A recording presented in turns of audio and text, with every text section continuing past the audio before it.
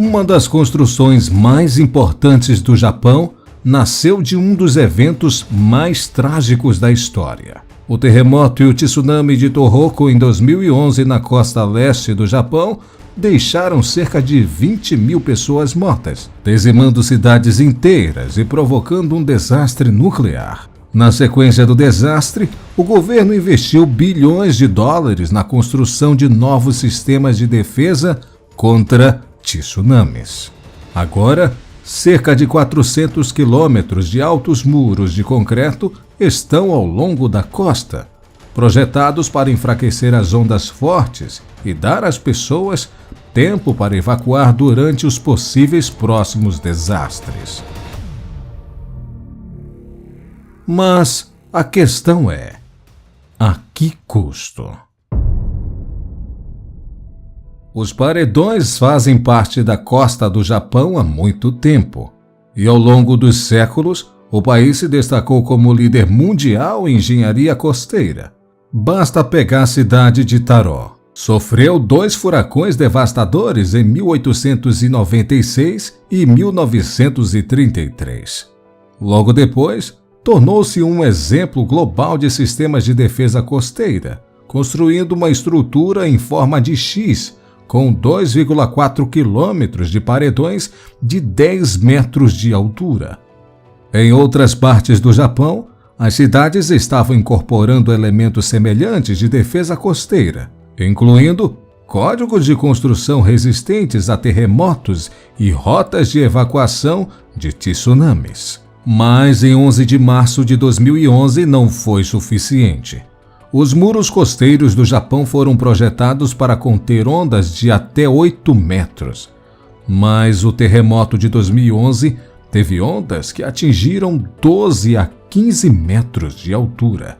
As paredes reduziram a força do tsunami, mas as ondas maciças ainda correram por cima, em alguns casos esmagando completamente as estruturas e falhando em projetar a usina nuclear de Fukushima. Realmente, antes disso, eles eram a nação mais bem preparada do mundo para um tsunami, mas o tsunami simples foi muito maior do que eles esperavam. E agora, resta aprender com os erros cometidos e fazer muros ainda maiores, mas que não falhem estruturalmente.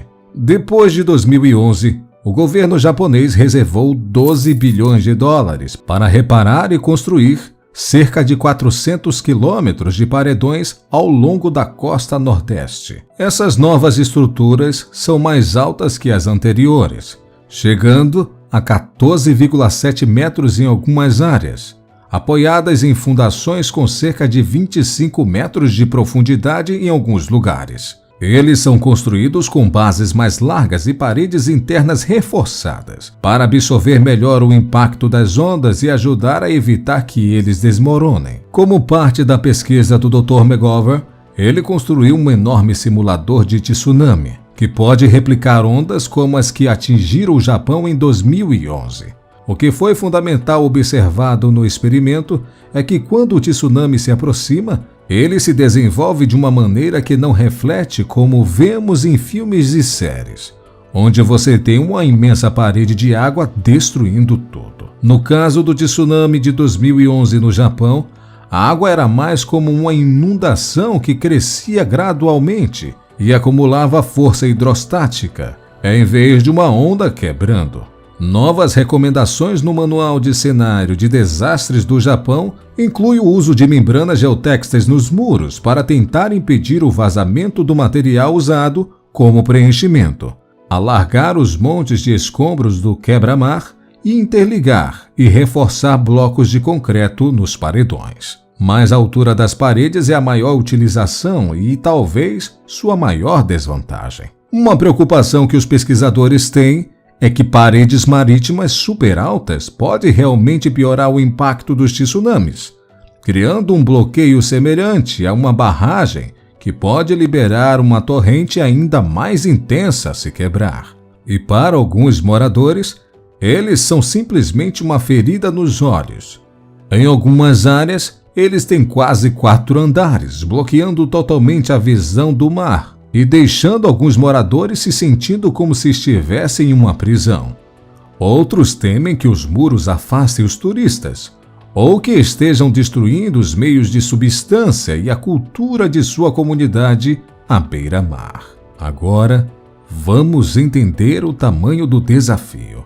Nem todos os tsunamis são criados iguais.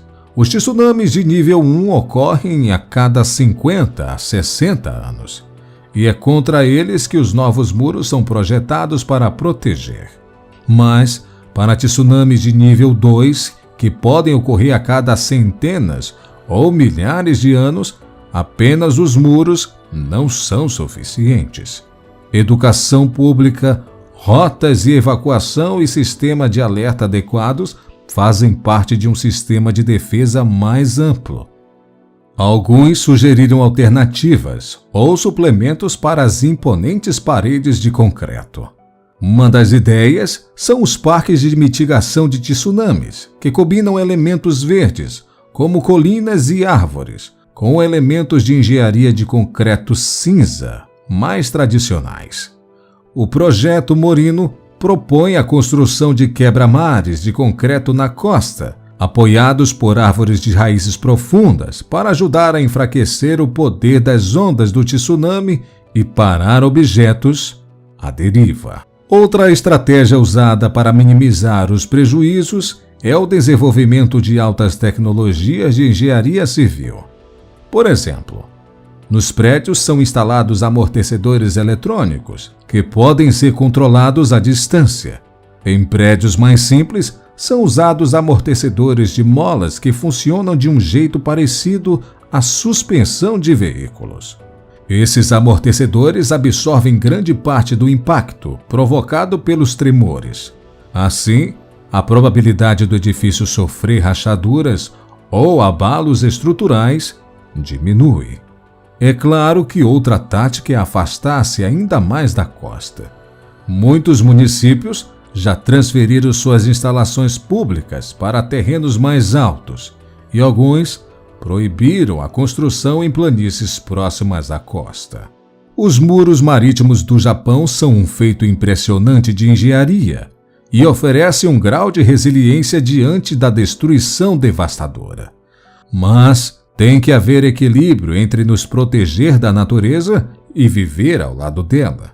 E precisamos de muito mais desses novos projetos de infraestrutura a cada ano que passa, justamente por causa do aumento do nível do mar e dos problemas que ele causa, cada vez com mais frequência.